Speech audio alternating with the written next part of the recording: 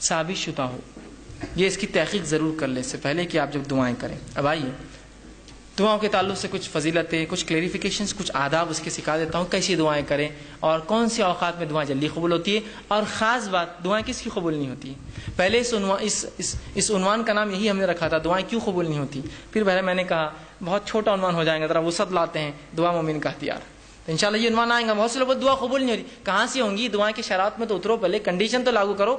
ٹھیک ہے، تو آئیے دعا کی فضیلت کیا ہے. میں نے کچھ تو باتیں رکھی اور رکھ دیتا ہوں. دعا آپ صلی اللہ علیہ وسلم فرمایا عبادت ہے، جامع ترمذی کی روایت. اسی طرح اللہ سے دعا مانگنے والا جو ہے بڑی عظمت والا عمل ہے. اللہ سے دعا مانگنا عظمت والا عمل ہے. ترمذی کی روایت ہے، آپ صلی اللہ علیہ وسلم فرمایا کہ دعا سے زیادہ عظمت والا کوئی عمل اللہ کے نزدیک نہیں ہے. دعا کرنا بہت عظمت والا عمل ہے اور اس سے زیادہ عظمت والا اللہ کے نزدیک کوئی عمل نہیں. اسی طرح دعا تقدیر بدل سکتی ہے. آپ صلی اللہ علیہ وسلم نے فرمایا، یہ بھی جامع ترمذی کی روایت، آپ نے فرمایا اگر کوئی چیز تقدیر کو بدل سکتی ہے تو وہ دعا ہے. کتنی افضل چیز ہے نا دعا. سب کر سکتے ہیں ہم اور سب کی قبول بھی ہوتی ہے، تو دعا ہے. اسی طرح دعا نازل شدہ اور غیر نازل شدہ تمام آفت اور بلاؤں کا حل ہے. آپ صلی اللہ علیہ وسلم فرماتے ہیں، یہ جامع ترمذی کی روایت آپ نے فرمایا اور کہا جو ہے دعا نازل شدہ آفات اور جو ابھی نازل نہیں ہوئی سب کے لیے نفع بخش ہے. لہٰذا اے اللہ کے بندو دعا ضرور کرو. مطلب جو بلائیں تم پر نہیں آئی اور جو بلائیں آئی ہوئی ہیں دونوں کو ٹالنے کا حل راستہ کیا ہے؟ دعا کرو. یہ نہیں کہا کہ اے امت مسلمہ کے ولیوں تم دعا کرو، سب سے کہا نا. اگر خاص ہوتی دعا کہ اللہ گناہ گار کی نہیں سنتا تو کہتے نا کہ اے امت مسلمہ کے نیک لوگوں تم دعا کرو، اس لیے کہ جو بلا اتری ہے اور جو اترنے والی ہے وہ اسے ٹل جاتی ہے. نہیں کہا نا، تم سب دعا کرو. ٹھیک ہے، ہم سب سے کہا. اسی طرح دعا کرنے والے کو اللہ کبھی محروم نہیں رکھتے. دعا کے لیے ہاتھ اٹھانا یہ مسنون ہے، سنت طریقہ یاد رکھیے. آپ ہاتھ اٹھانا چاہیے دعا کے لیے، لیکن ہاتھ بہت لمبے نہیں پھیلانا، سوائے اس کے کہ آپ صلی اللہ علیہ وسلم عموماً جب ہاتھ اٹھاتے تو ہاتھ نزدیک ہوتے، ملے ہوئے ہوتے. حدیث میں آتا ہے ہاتھ ملے ہوئے ہوتے.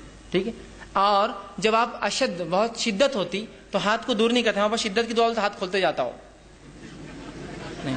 جب آپ شدت سے دعا کرتے تو ہاتھ اوپر کی طرف جاتے. جتنی شدت ہوتی دعا ہوتی کہ بدر میں آپ نے ہاتھ اتنے اوپر کیے تھے کہ آپ کے بغل نظر آ رہے تھے، اور بارش نماز استسقاء میں آپ اتنے اوپر ہاتھ کرتے اور الٹے کرتے کہ آپ کا بغل نظر آتا.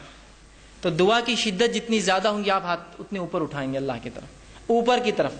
یہ عاجزی کی علامت ہے. اور ظاہر سی بات ہے بندہ ہاتھ اٹھا رہا ہے مطلب کچھ مانگ رہا ہے، ایک بھکاری کی حیثیت سے کھڑا ہے. ٹھیک ہے، عاجزی کی علامت ہے. میں یہ بھی نہیں کہوں گا کہ ہاتھ کھلے رکھنے دعا نیچے گر جاتی، ایسا نہیں ہے. یہ سب اللہ کا غائب کا معاملہ ہے. لیکن ہاتھ ملانا چاہیے اور ہاتھوں کو آپ اس کی شدت کے اعتبار سے کیجیے، اور قبلے رخ ہونا بھی یہ سنت ہے، یاد رکھ. ٹھیک ہے، تو آپ صلی اللہ علیہ وسلم فرمایا دعا کے لیے ہاتھ اٹھانا مسنون ہے. اور دعا جب کرتا ہے بندہ محروم. ابن ماجہ کی روایت آپ نے فرمایا اور کہا تمہارا رب بڑا حیا کرنے والا ہے اور بڑا سخی ہے، بہت دینے والا ہے. اس کو ایک تو شرم بہت آتی اور بہت سخی ہے، بہت دینے والا ہے. تو لہٰذا جب بندہ اس کے حضور میں ہاتھ اٹھاتا ہے تو اللہ کو شرم آتی ہے، میں کیسے نہیں دوں گا اس کو. ایک مطلب بہت حیا آتی ہے اس کو کہ کوئی اس کے در پر آئے مانگے اور وہ خالی ہاتھ چھوڑے. تو اللہ کے رسول نے جب بندہ ہاتھ اٹھاتا ہے تو اللہ بڑا حیا دار ہے، بڑا سخی دینے والا ہے. تو اس کو شرم آتی ہے، حیا آتی ہے کہ اس بندے نے جس نے ہاتھ اٹھایا اس کو خالی کیسے جانے دے. تو کچھ نہ کچھ ضرور ڈالتا ہے آپ کی جھولی میں، یاد رکھیے. یا تو چیز کے بدلے چیز، دعا کے بدلے، اس کے بدلے آخرت میں ثواب، یا اس کے بدلے ایک مصیبت ٹالتا ہے، اس لیے کہ اس کو حیا آتی ہے آپ کو لوٹانے کے اندر. ٹھیک ہے، تو ہاتھ اٹھانا بڑا سنت ہے اور اللہ دعا. اسی طرح جو ہے دعا کے تعلق سے بات آتی ہے، اس کے کچھ آداب ہیں، ان آداب کا بھی لحاظ رکھیں. ان آداب کا ہم لحاظ نہیں رکھیں گے تو ہو سکتا ہے دعا جو آپ کہتے ہیں قبول نہیں ہو رہی ہے، ہم کو لگ رہا ہے اس کا ہو سکتا ہے. آئیے سنیے دعا مانگنے کے لیے جو ادب رکھنا. جامع ترمذی کی روایت ہے، ایک شخص آیا، 2 رکعت نماز پڑھی، نماز کے بعد اس نے دعا کی اے اللہ میری مغفرت کر، مجھ پر رحم کر، اور اس کے بعد چلا گیا. آپ نے کہا اس کی قبول نہیں ہوئی. صحابہ نے کہا اس کی قبول نہیں کیوں؟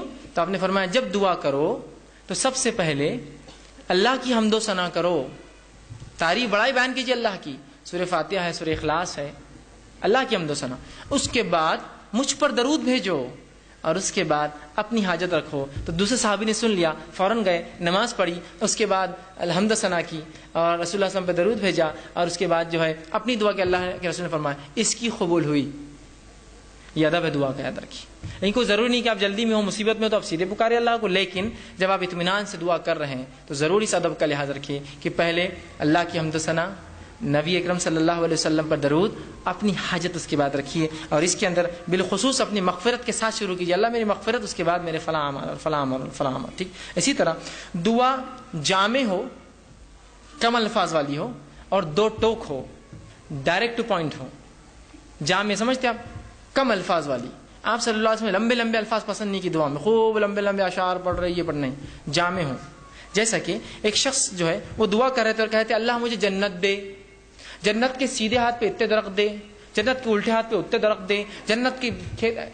तो उनके वालिद ने कहा, आप सल्लल्लाहु अलैहि वसल्लम ने हमें मना किया था ऐसी दुआओं के ताल्लुक से, ऐसी तफसीली, जामे दुआ करो जन्नत दे। अब जन्नत में सब कुछ मिल जाएगा ना, ये खामोखा क्यों कर रहे तुम, इतने झाड़ इधर उतने झाड़ उधर, ये अल्लाह खुद दे देंगे ये सब। और जहन्नुम से पनाह मांगना है तो सिर्फ ये दुआ करो, अल्लाह जहन्नुम से पनाह दे। इतनी तफसीलात क्यों की जहन्नुम की, ये पनाह दे और वहां से पनाह दे, सिर्फ आप कर लीजिए खाली, समझ रहे हैं बात को। तो जामे हो, लंबे लंबे अल्फाज, तफसीली ना हो, जामे हो। अल्लाह जन्नत दे, जन्नत की नेमतें खुद मिल जाएंगी ना साथ में, उसको क्या आपको जरूरत बोलने की, इतने झाड़, इतनी हुरें, इतने फलां, इतने घर, इतने पैसे, जरूरत ही नहीं है ना। जन्नत मिल गई, सब कुछ आ गया, जहन्नुम से बच गए, सब कुछ हो गया। इतना क्योंकि अल्लाह जहन्नुम के वो हिस्से से नजात दे और वो हिस्से से नजात दे और वो हिस्से से, खाली आप बोल दीजिए बस, बात समझ रहे हैं आप, ठीक है। तो जामे हो और दो टोक। ये दुआ कोई ना करे, अल्लाह तू बेहतर समझे तो दे, ये दुआ दुरुस्त नहीं। क्यों? अल्लाह पे कोई अथॉरिटी है कि जो बेहतर समझेगा और नहीं समझेगा? उसके पास तो पूरी मिल्कियत है, वो तो दे ही सकता है। आप मांगिए क्या मांगना है, आपको बोलिए अपने डोर, अल्लाह ये चीज मुझे खैर है तो दे दे, खत्म। तू चाहे तो खैर दे दे, ये कोई ऑप्शन नहीं। अल्लाह के ऊपर क्या कोई बॉस है उसका जो उसको वो करेगा कि तू चाहे तो मतलब वो किसी से पूछे? डायरेक्ट अपने दो टोक अल्फाज में कीजिए, अल्लाह ये चीज खैर हो तो दे दे, बस खत्म।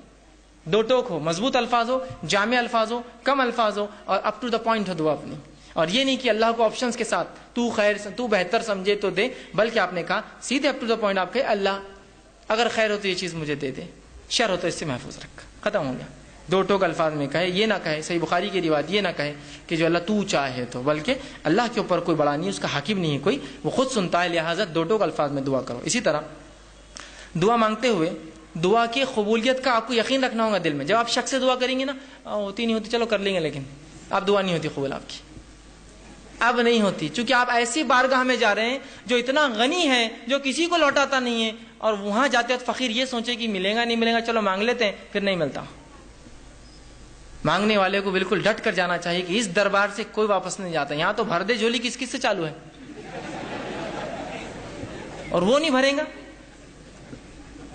है ना। लौट कर जाऊंगा ना, मैं खाली मैं अल्फाज नहीं दोहराना चाहता हूं, है ना, इसलिए कि वो अल्फाज दुरुस्त नहीं है, शिरकी अल्फाज है, किसी नबी और वली से मांग नहीं सकते हम। तो जब वो लौटा सकते झोली भर कर, तो रब किसको कैसे वो करेंगे, वो तो देने ही वाला है। तो आप यकीन करें कि दुआ कबूल होने वाली मेरी, वो 3 शक्लों में, वो याद रखें हमेशा।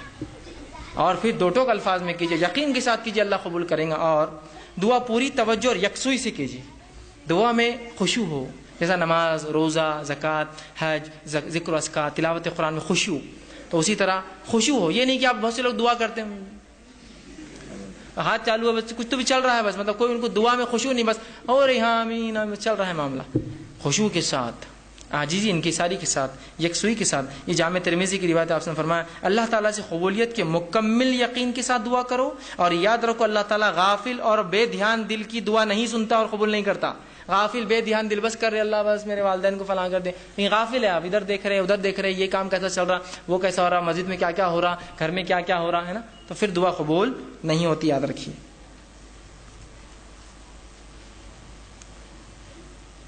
इसी तरह दुआ के अदब में ये अदब भी है, दुआ मांगने से कबल अपने गुनाहों का इतराफ कीजिए अल्लाह के सामने। ये हाकिम की रिवायत है, आप सल्लल्लाहु अलैहि वसल्लम फरमाए, जब भी तुम अल्लाह से दुआ मांगो तो अपने गुनाहों का पहले इकरार करो, अल्लाह मैं गुनाहगार हूँ, मैं खताकार हूँ, मुझसे गुनाह और खता हुए, लेकिन तू मेरा रब है, इस गुनाह और खताओं के बाद भी मुझे यकीन है तू मेरी दुआ सुनेगा।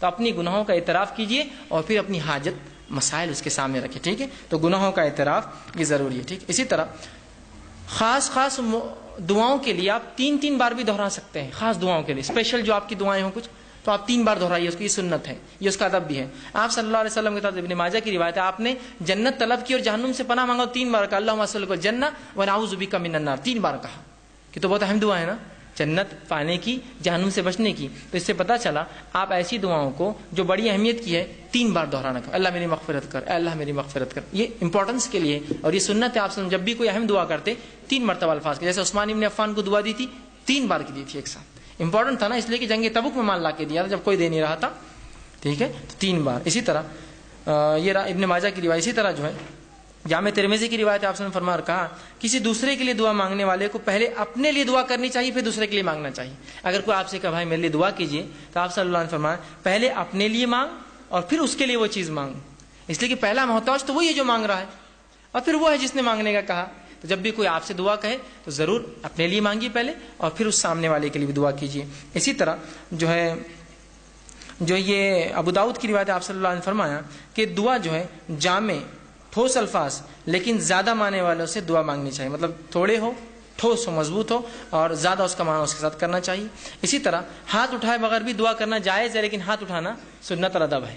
ہاتھ اٹھائے بغیر بھی کر سکتے ہیں, جیسے کہ آپ صلی اللہ علیہ وسلم نے نماز کے اندر تشہد کے اندر دعائیں کی, اس میں ہاتھ تھوڑی اٹھا سکتا آدمی نماز کے تشہد میں, نماز کی مختلف ارکان میں, تو بغیر ہاتھ اٹھائے کے تو بغیر ہاتھ اٹھائے کے بھی کر سکتے ہیں, ہاتھ اٹھا کے بھی کر سکتے ہیں. اسی طرح جو ہے دعا سننے والے کے لیے آخر میں آمین کہنا چاہیے. جو دعا سنے, جب کوئی دعا کرے آپ سن رہے تو آمین کہنا چاہیے, اس لیے کہ آمین کہنا یہ جو ہے اے اللہ قبول کر کے معنی میں ہے. صحیح مسلم کی روایت ہے, آپ نے فرمایا جب بندہ اللہ سے دعا کرتا ہے تو فرشتے آمین کہتے ہیں, اس کے لیے وہ دعا کر کے آمین کہتے ہیں. تو پتہ چلا فرشتے دعا پر آمین کہتے ہیں, مطلب ہم لوگ بھی جب دعا کوئی کرے تو آمین کہنا چاہیے اس کے اوپر, لیکن دعا گناہ کی نہ ہو اور خطے تعلق کی نہ ہو. یہ دو دعاؤں پہ نہیں کہنا چاہیے, چونکہ یہ دونوں دعائیں مانگنا غلط بھی, اللہ قبول بھی نہیں کرتا کہ گناہ کی کوئی دعا یا خطے تعلق. جیسا کوئی دعا کرا اللہ لڑکی کو لیکن بھاگنا آسان کر دے, بہت سے لوگ کرتے ہیں نا ایسی دعائیں, ہوتے ہیں نا ایسی دعائیں. تو بہرحال نوجوان اس لیے بول رہا ہوں, تو یہ دعائیں نہیں قبول ہوتی, کہ تو گناہ کی ہے نا. آپ ایسی دعا اللہ سے کرتے ہیں اللہ میرے کو شراب کی نعمت عطا فرما, ہے نا, میرے لیے جوا چرس گانجا یہ سب آسان کر, میرے کلب کو جو سٹے کا ہے اس کو خوب چلا, ہے نا, لوگوں کو خوب بیمار کر تاکہ میرے دواخانے میں آئے. گناہ کی ہے نا بھائی, بیمار لوگ ہوتے رہیں گے, دواخانے آتے رہیں گے, الگ چیز ہے, آپ دعا نہیں کر سکتے, اس کی گناہ ہے نا, ایک غلط چیز کی دعا کر رہے ہیں آپ, سمجھ رہے. جیسا پنکچر کی کسی نے دکاندار تھا, آپ کیا دعا کریں اللہ خوب پنکچر ہو, گاڑیاں اس شہر میں میرے پاس آئے. پنکچر تو فطری چیزیں ہوں گی, آپ دعا نہیں, آپ یہ کریں گے اللہ میرے رزق میں برکت دے. اب وہ کیسی ہوں گی وہ ایک الگ چیز ہے, آپ بات سمجھ رہے. یہ دعا ہونی چاہیے, تو گناہ کی دعا نہیں ہونی چاہیے. اسی طرح معمولی سے معمولی چیز بھی اللہ سے مانگنا چاہیے, معمولی بہت معمولی چیز ہے, اللہ سے مانگیے. ہم لوگ سمجھتے نہیں بڑے مسئلوں میں اللہ کو لانا چاہیے, معمولی مسئلے میں نہ کو کہ اللہ کو جو خام خواہ لانے کا نہیں, ہر مسئلے میں اپنے رب سے تعلق جوڑیے اپنا. اور معمولی دعا بھی آپ صلی اللہ علیہ وسلم سنیے کیا فرمایا, جامع ترمذی کی روایت ہے, انس بن مالک رضی اللہ عنہ فرماتے ہیں آپ نے فرمایا اور کہا تم میں سے ہر ایک اپنی ضرورت اللہ سے مانگے, حتیٰ کہ جوتے کا تسمہ لیس بھی ٹوٹ جائے تو اللہ سے مانگے اللہ نہیں لیس چاہیے, اور اگر نمک کی کمی ہو تو اللہ سے مانگے اللہ نمک چاہیے مجھے. اس کے بعد کوشش, میں نے پہلے بیان کر دیا, کوشش کے ساتھ یہ سب چیزیں جڑی ہوئی ہیں کہ تسمہ لینے جائے, کوشش کرے مال کما کے خریدے, نمک کے لیے باہر نکلے مانگے یا پھر خریدنے جائے, کوشش کے ساتھ, لیکن دعا پہلے. کوئی مشکل کوئی مصیبت, اگر کسی نے کیا ارے گاڑی پنکچر ہو گئی, اللہ میری مدد کرے اس معاملے میں, گاڑی پنکچر ہو گئی میری, کوئی بھی چھوٹی سے چھوٹی لیس تو کتنی چھوٹی چیز ہے نا, کوئی بھی مصیبت ہو اللہ سے فوراً دعا, اس کے بعد کوششیں اپنی جاری رکھیں. اسی طرح دعا کرتے وقت اپنا رخ قبلے طرف رکھنا یہ بھی سنت ہے. آپ صلی اللہ علیہ وسلم نے جنگ بدر کا جو میں نے واقعہ رکھا تھا, آپ قبلے رخ ہوئے, یہ مسلم کی روایت ہے, اور دعا کی جس کے الفاظ صحیح مسلم کی روایت کے یوں ہیں. عمر ابن خطاب کہتے ہیں جنگ بدر میں رسول اکرم صلی اللہ علیہ وسلم نے مشرکین مکہ پر ایک نظر ڈالی ان پہ, جب کھڑے ہو گئے آمنے سامنے, تو وہ 1000 کی تعداد تھی, جبکہ آپ صلی اللہ علیہ وسلم کی صحابہ کی تعداد 319 تھی. پھر فرمایا رسول اللہ صلی اللہ علیہ وسلم نے قبلے رخ طرف کیا اور اپنے ہاتھ اللہ کے حضور پھیلائے اور پکار کر دعا کرنے لگی, پکار کر دعا کیا آپ نے. ٹھیک ہے, تو یہ دعا کے ادب تھے.